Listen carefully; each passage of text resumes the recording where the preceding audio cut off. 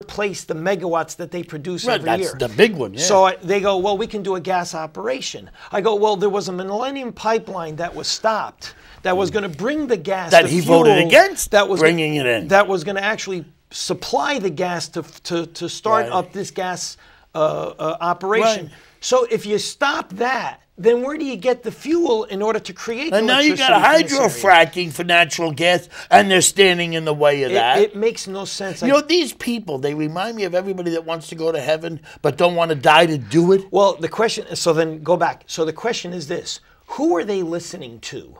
Is it that ultra rich, is that super rich that happens to be the bigger donor to these lobbying efforts? You know, my co-host, Bruce, he gave me, he says, you got to wait, because you know, when's the first filing now for this year for the... January 15th of Right, he says you got to check the filings then and see who's contributing to their campaigns. Correct. And that, he says, if you follow the money, and I tend to believe he's right on this. Yes. He's been around here even longer than you and me. It's where the system, it's where our political system has gone wrong.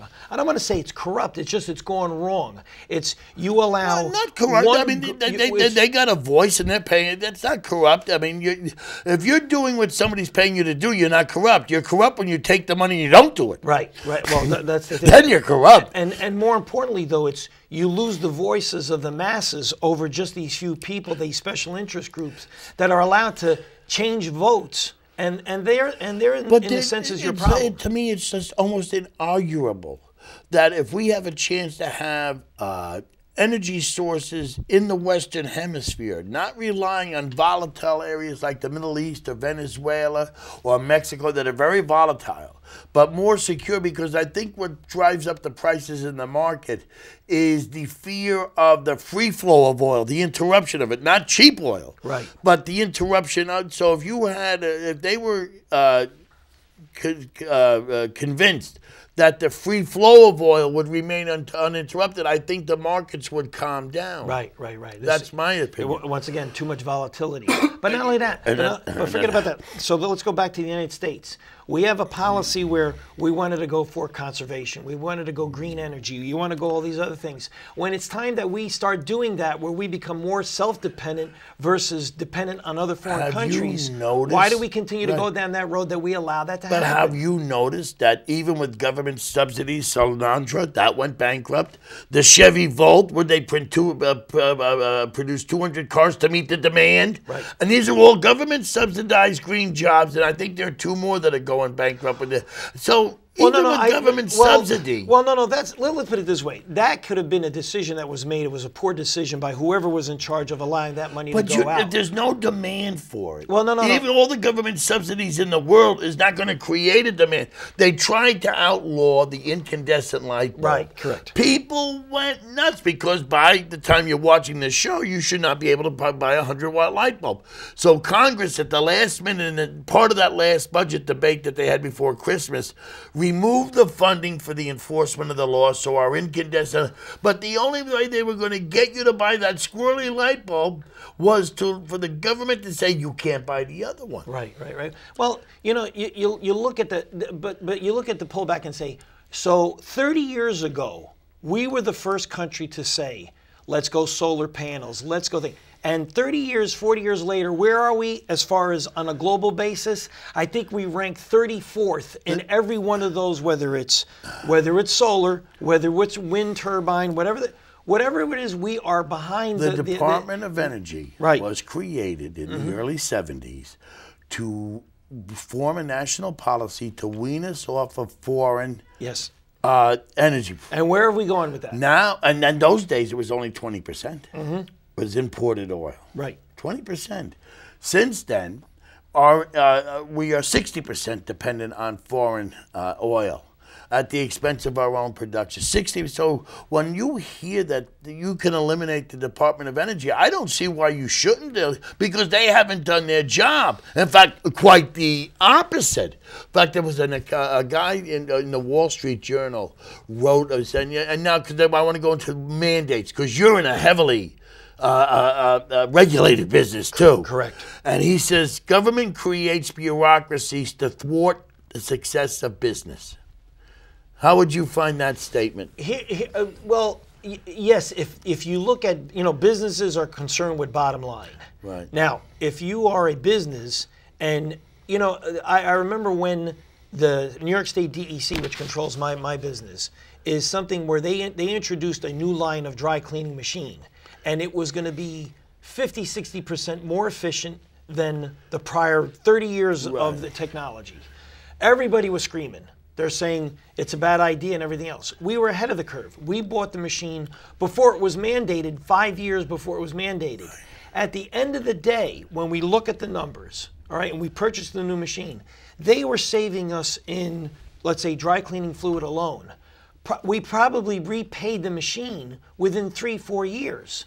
So I never look at a mandate and say it's bad. What I'm looking at is how many government people right.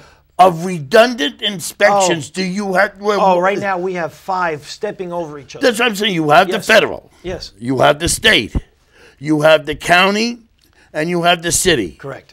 All inspecting the same thing, right? And also, correct. The state, and then also OSHA now is starting to work its way into right, and they're all inspecting the same thing. The same You've got to fill out the same pen, and it's all, what do you think? And like it says, all these mandates, all these things, it's just to take money out of your pocket that you could be using to hire or to improve your... I mean, let me put it this way. How many inspections do you really think you need from all these groups? 1 or 2? Well, probably about 1 or 2, which is an internal what you need, and like the state and the county. Yeah. That should be close enough to get it done. Well, what I always felt is this. I don't need the county, for example, to come in and supervise my business, because the state, which is actually higher, and they're much more stringent in their laws than what the county has. And they have more power than the county has. So let the state do what they're doing. I don't mind what they're doing. But I don't need layer 2, 3, 4, 5 then to come in and say, here, I came in, I did my inspection, here's another fee. Here's another fee, here's another fee. By the end of the day, they've all inspected the same machine. And at the end of the day, I've paid 4 times more than I should have. Now, you also have real estate. You have affordable housing. Correct. You have to deal with the federal and the state with that too, right? More with the state than the federal. What about county? And county. And there are redundancies there also. Yes, yes. That takes up time, effort, and money, and lawyer fees. Well, lawyer fees or whatever the case may be. Now, it's not even lawyer fees. It's probably more just the paperwork. Just before we get there, what do you see as the housing market now compared to the past? Because you bought houses before the economy tanked, and now you're doing it after. Well, here's what's happening. I mean, I think across the board, you're seeing the housing market continue to decline. Is it a decline or going back to normal? Because I always thought a $500,000 condo in Peekskill was overpriced. No.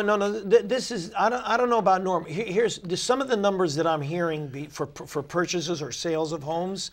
They're approaching 1971 numbers. It's going way. The regression. So the pendulum is now way too far. I mean, you look at. I heard Warren Buffett talk to Charlie Rose not too long ago, and he said, "What seems to be the problem?" He goes, Warren Buffett said, we were building something like 1 million units a month in the United States.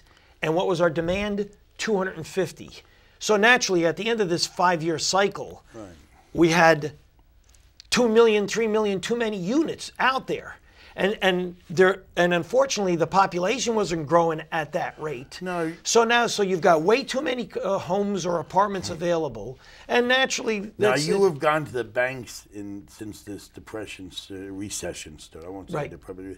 How tough is it to get money now, as it was maybe 5 years ago? Extremely. How many hoops do they make you jump through? Because nobody can deny that you're a successful businessman. I mean, it's not a shadow thing. I mean, you've got to go there. They've got to know that you have good asset to back up your request. Going back, my first 2 mortgages on 2 properties, houses, took maybe 2 months from beginning to end. Everything they needed. In the past year, we purchased 2 more, or year and a half, 2 years. It took the third one, it took almost 9 months to secure the mortgage. The 4th one, after 7 months of dealing with the bank, they denied us the loan. Really? Yeah, we had to go back. Gee, I better look at my cash. If they're denying you money, my cash must be counterfeit. No. It's like I said, the pendulum swung. The banks have become so stingy now that even if you show them good credit scores and even good payment on-time record payments, it's still not enough. Is it the banks or the government getting too involved in the banking that's making, or do you think it's the uncertain economy? I think it's a little all three, all the above. I think banks have become so scared right now that the pullback is, if before you needed 3% down or 0% down, they gave you the loan. Now they're asking for 30%, 25, 30, 40%, and even then, it's still suspicious. They feel not enough of your slice of the pie is in this thing, so they're afraid to loan the money. It's funny, if I could give more than that, then I don't need to borrow money from you. Well, you'd be surprised. It's like I said, and therefore, so like you said before, if a business is looking to expand, commercial loans almost impossible to find right now. I mean, you have to go to third-party lenders, Really? is where you're actually there. Now tell the audience what a third-party lender is. Well, third-party lender means because we can't assume they know what we know. It's not a third-party lender would be like an unsecured, like it's not secured by the FDIC. So it's on whichever a marketing group, or not a marketing group, it's a combined like liability group that says, we are going to put credit out there for you, and it's going to be at our terms, and it could be usurious in some places. Right. Okay. I mean, I don't want to go to loan sharking, but these are legitimate legitimate loan sharks. Yeah, but they're out there, and because they know that credit is so tight at the banks. So they're trying to find other sources, and that's the way you get the third party.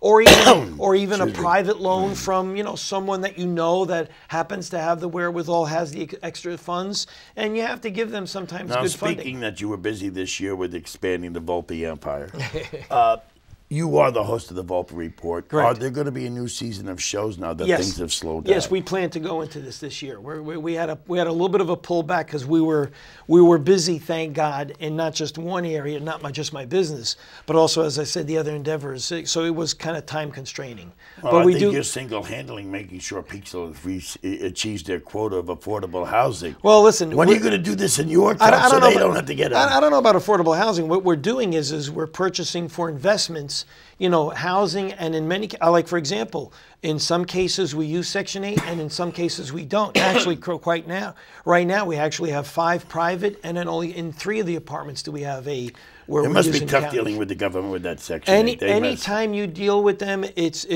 a little bit more scrutiny. So everything needs.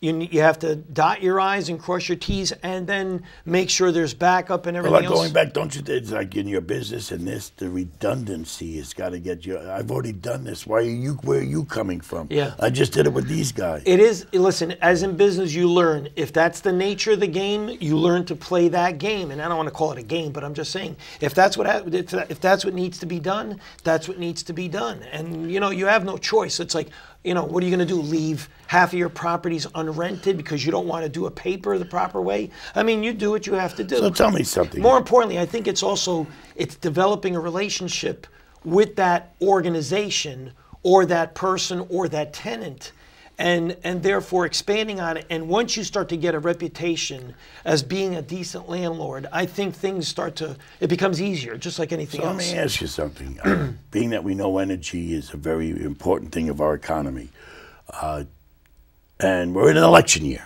Right. We're now in the federal election season, the statewide election season. And we know that they said that the Keystone Pipeline will create almost 45,000 union jobs. 100,000 private sector jobs, and private sector union jobs, let's phrase that, but also private sector support jobs. Right. And the hydrofracking in New York would be an extra $2.5 billion in various taxes, revenues, and fees for the government, plus the jobs and the supporting jobs. That would create a win-win for everybody. Do you see the easing of these restrictions? No, not at all. You don't? I don't think so at all. I think what they'll do, there'll be pressure, whether it's political or through the market. You'll see a pullback in some of the prices. I think they'll be stabilized for 2012. I really feel that. Okay, we got to wrap up. That's what we... Okay, I'm Bazzo. These were my opinions. You may beg to differ. When Brewster Blogs listens, people talk. Good night. Thank you, Dominic, for coming on. Thank you, Andy. You'll be back, I assume. Yes, absolutely. Yes. Anyway... Lift up the glasses. Here's to the glory still to be.